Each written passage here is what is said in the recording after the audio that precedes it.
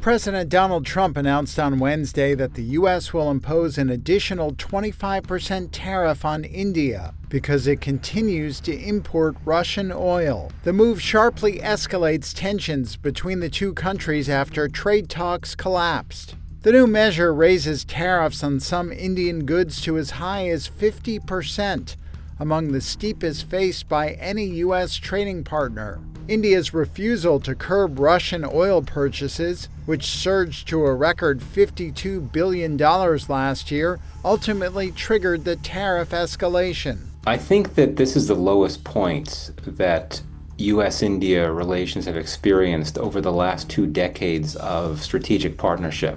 Michael Kugelman is a senior fellow with the Asia Pacific Foundation. I think that for President Trump, the issue really comes down to not necessarily economic issues or even India's relationship with Russia, but more broader geopolitical matters.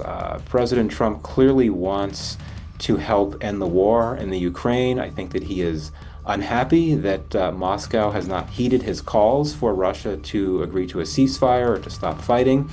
And he wants to put pressure on Russia by putting pressure on India, a close commercial partner of Russia. The new tariff is expected to hit key Indian export sectors, including textiles, footwear, and jewelry, and marks the most serious downturn in U.S.-India relations since Trump returned to office in January. It also comes as Indian Prime Minister Narendra Modi prepares for his first visit to China in over 7 years, suggesting a potential realignment in alliances as ties with the U.S. fray. India's External Affairs Ministry called the decision extremely unfortunate and said it will take all actions necessary to protect its national interests. It said India's imports were based on market factors and aimed at energy security for its population of 1.4 billion people. Trade analysts warn the tariffs could severely disrupt Indian exports.